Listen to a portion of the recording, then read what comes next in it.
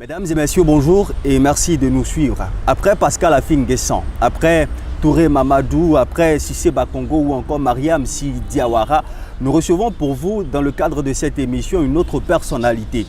Il est le commissaire général du Festival international de la culture et des arts de Daoukro. Il est le chargé de communication au ministère de la Santé. Il est aussi candidat aux prochaines élections législatives dans la circonscription de Daoukro. Akoto Olivier est notre invité du jour.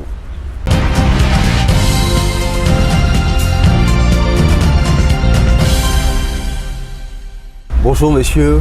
Bonjour. Merci d'avoir accepté notre invitation. Merci à vous aussi. Alors, lorsqu'on enlève la casquette du commissaire général du FICAD, lorsqu'on enlève la casquette du chargé de communication au ministère de la Santé, qui est Akoto Olivier?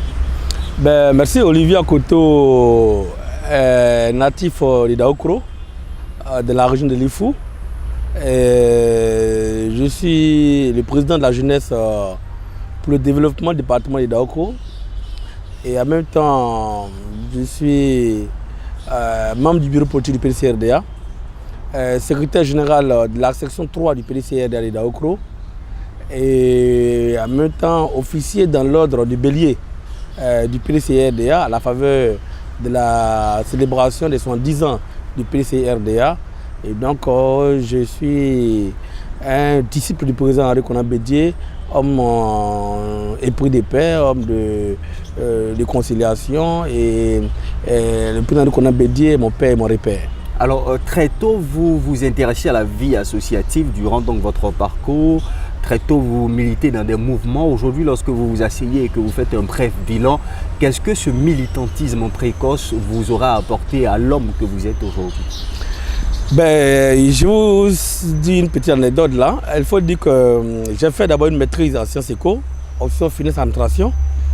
Et après la maîtrise en sciences éco en 1998, je suis en train de faire un troisième cycle en économie du travail, et ressources humaines, option formation professionnelle continue. Et j'avais pour professeur d'audit social le professeur Ndoumi Bernard, qui était en son temps DRH des monetations africaines. Et après DG de la CNPS.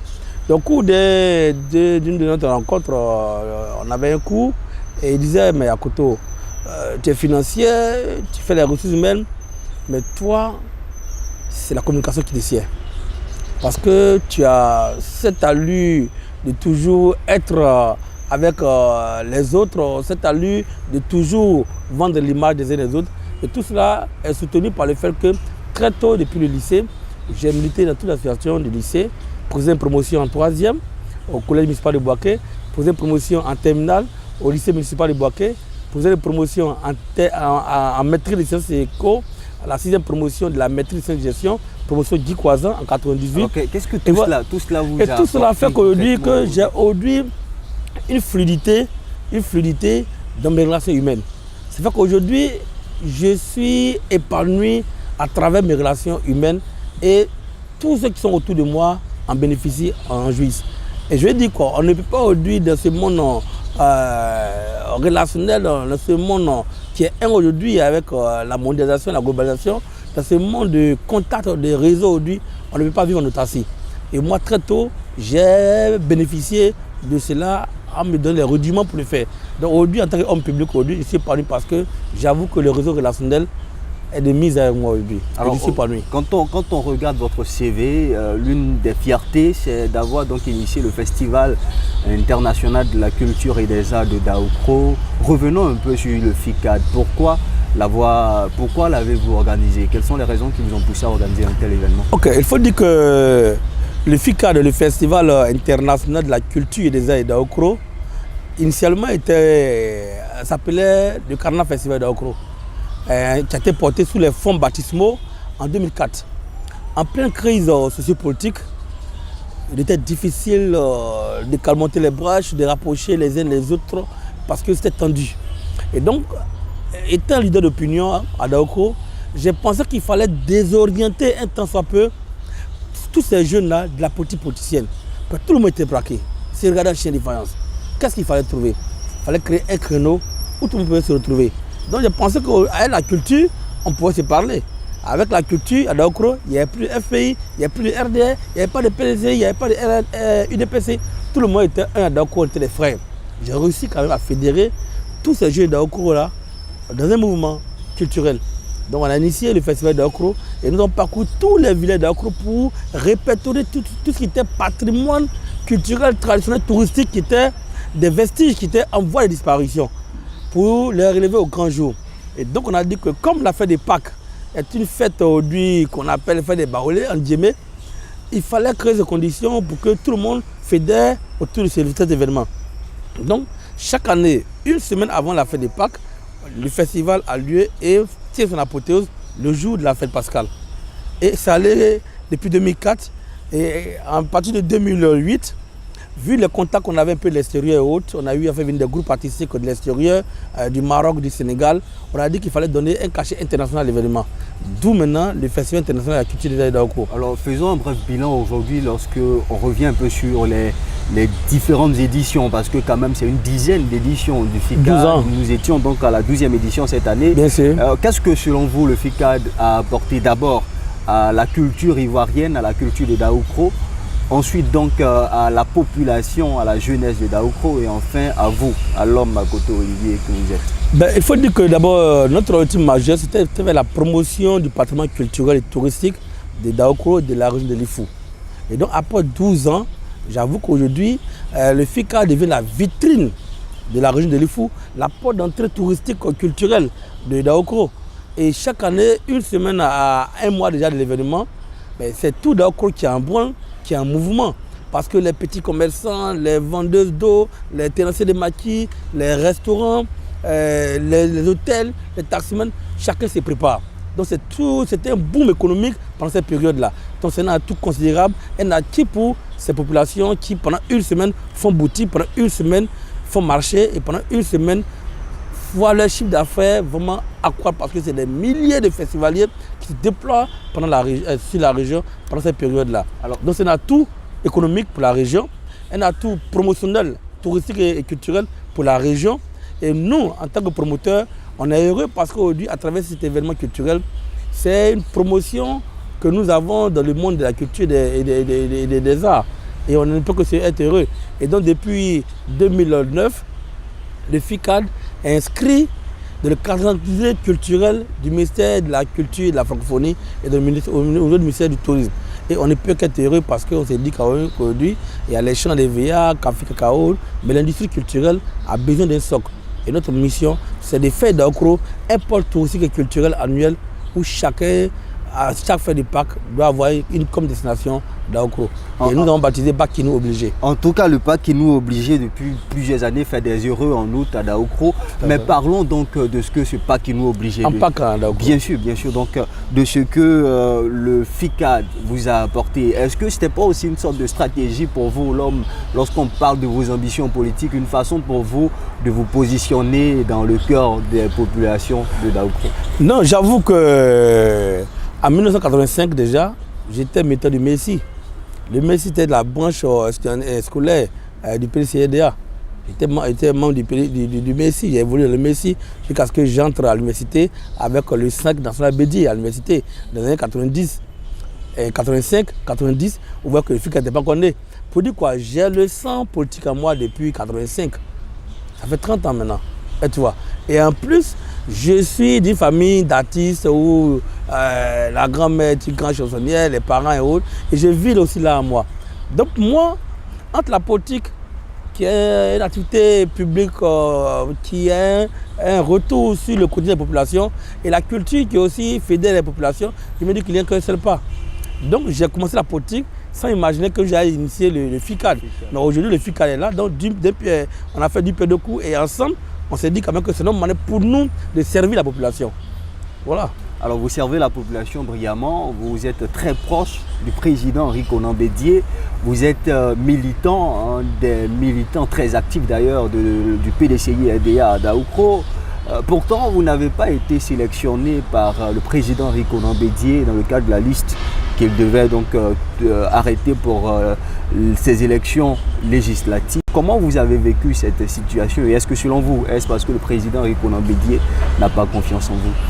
Non, le président Konan Bédié, même comme son fils, il a entièrement confiance en moi. Et moi, le président Konan Bédié est mon mentor, est mon repère, est mon père. Et donc, c'est un choix politique qui a été désigné à l'occasion de la désignation des candidats du parti. Nous avons brandi toutes les preuves et les preuves sont connues et issues de tout le monde, hein, qu'au niveau d'Aokro, humblement, modestement, le terrain m'est acquis. Depuis 15 ans, j'ai fait ce travail et en 2011, j'étais candidat. Quand on m'a contraint, on m'a demandé de me retirer pour donner la place à l'élu qui est là, qui est là actuellement, et dans l'attente du prochain mandat.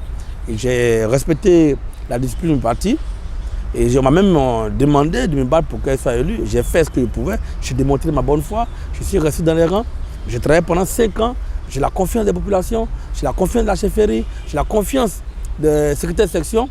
Puisque dans le Congo, il y a 11 secrétaires de section, et sur les 11, il y a 7 qui ont signé une pétition pour me soutenir. Tout cela est reversé dans l'appareil du parti. Et j'ai subi toutes les étapes de procédure du parti pour la désignation. Au PDCI, dans nos tests, on commence d'abord par un consensus, par une négociation. Quand ça n'aboutit pas, on tranche avec un primaire. Une fois que tu es battu primaire, tu t'alignes sur celle ou bien celui qui a été retenu par le primaire. Mais malheureusement, ce processus n'a pas abouti. N'a pas abouti. Et on nous a pratiquement imposé la députée sortante. Je respecte le président Bédié, je lui fais entièrement confiance. Mais sachez qu'un chef aussi souvent a des contraintes. Il ne faut pas l'embarrasser.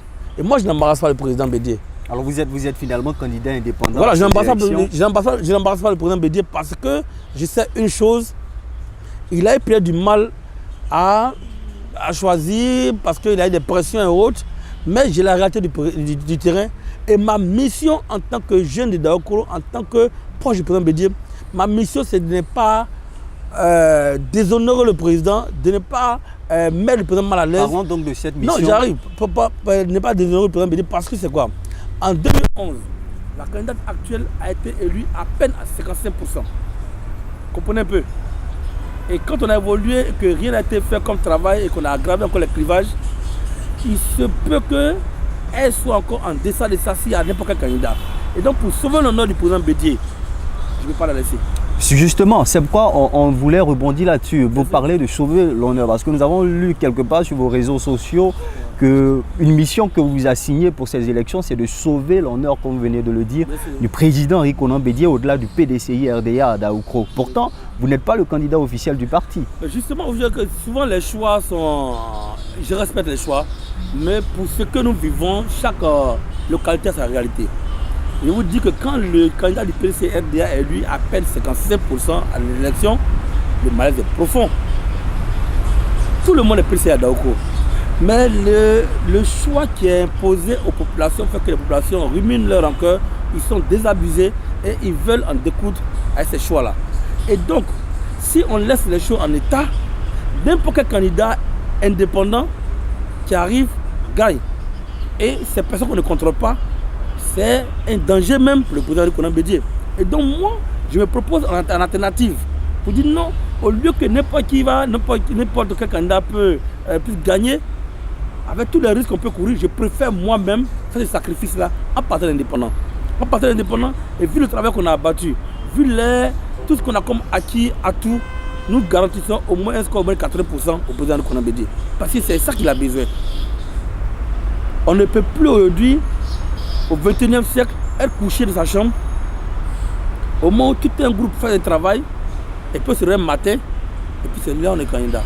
Je dis non. Et ma détermination est encore plus grande. Quand on sait que les délais de déroulement encore imposent même l'arbitre de tout le système électoral du PDCRDA qui vient s'imposer comme candidat à Daokro. C'est encore plus grave. Ça murmure, ça bouge. Les gens n'en veulent pas. Mais c'est des risques qu'on veut faire courir au président Bédié. Moi j'ai dit non. Et donc moi le 10 décembre, je gagne proprement mes élections à Daokro et nous avons mobilisé toute la population de Daokro, moi à la tête, aller remettre la victoire à Henri Konan Bédié pour dire en réalité, voilà ce que ta population veut. La victoire est en ta main, c'est à toi de nous diriger maintenant. C'est ça qu'il s'agit. Mettons donc un point final à la politique. Monsieur Akoto Olivier, vous avez une histoire à vous, une histoire passionnante, on le dira ainsi. Aujourd'hui, quel message vous pouvez donner à la jeunesse ivoirienne qui peut-être recherche toujours ses repères? Écoutez, notre engagement témoigne combien de fois les jeunes ivoiriens doivent s'engager dans la voie du travail. C'est parce que j'ai passé mon temps à travailler depuis des années que j'ai un acquis aujourd'hui et que je me sens capable, apte à aller compétir à une élection législative. C'est le sens du travail. Donc, on peut ne pas forcément être dans le domaine de la politique. Il faut savoir qu'on ne peut plus rien aujourd'hui à obtenir la facilité. Seul le travail paye. Quel que soit le milieu dans lequel tu es, quel que soit le travail que tu fais, quelle que soit l'activité que tu fais, il faut bien faire cette activité-là. Et aujourd'hui, les jeunes doivent vivre d'espoir. Aujourd'hui, avec le président Henri Konan Bédié, avec le président Alassane Ouattara, les deux personnalités de premier rang qui ont un grand projet pour la Côte d'Ivoire, je pense que les jeunes ne doivent plus l'espérer. Ils doivent comprendre que le président Alassane Ouattara, avec son ami Henri Konan Bédié, met tout en œuvre pour que, en 2020, l'émergence soit une effectivité. Et aucun jeune ne doit rater ce train-là. Voilà pourquoi nous, depuis notre position d'Aokro, on s'engage à, n'est-ce pas, être à la hauteur de ces défis-là. Les jeunes doivent avoir confiance en eux. Les jeunes ne doivent plus aujourd'hui se morfondre. Les jeunes doivent arrêter de tendre la main. Les jeunes doivent apprendre à se battre. Que rien ne s'acquiert rien ne s'acquiert en dormant. Rien ne s'acquiert en dormant. Il faut oser. Il faut oser. Je demande à la jeunesse de oser.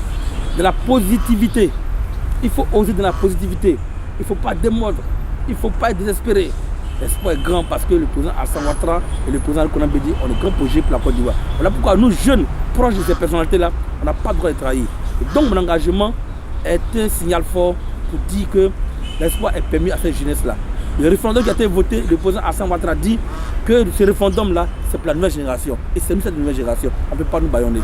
Point final donc à cette interview. Monsieur Akoto Olivier, merci. C'est moi qui vous remercie. Merci beaucoup. Bon courage. Salut à tous mes auditeurs, et à tous mes internautes et à tous ceux qui, de près comme de loin, soutiennent l'action, ce mouvement de cette jeunesse-là qui en veut, ce mouvement de cette jeunesse-là qui encore a de quoi exprimer, à donner à la Côte d'Ivoire. Nous sommes engagés résolument. Merci à vous et beaucoup de courage aussi à vous pour la suite. Mesdames et messieurs, merci de nous avoir suivis. Nous disons merci aussi à toute l'équipe d'Akodi qui travaille à la réalisation de cette émission. Nous pouvons citer Christian Aura qui est toujours derrière la caméra. Merci à vous et puis merci de rester sur akodi.com.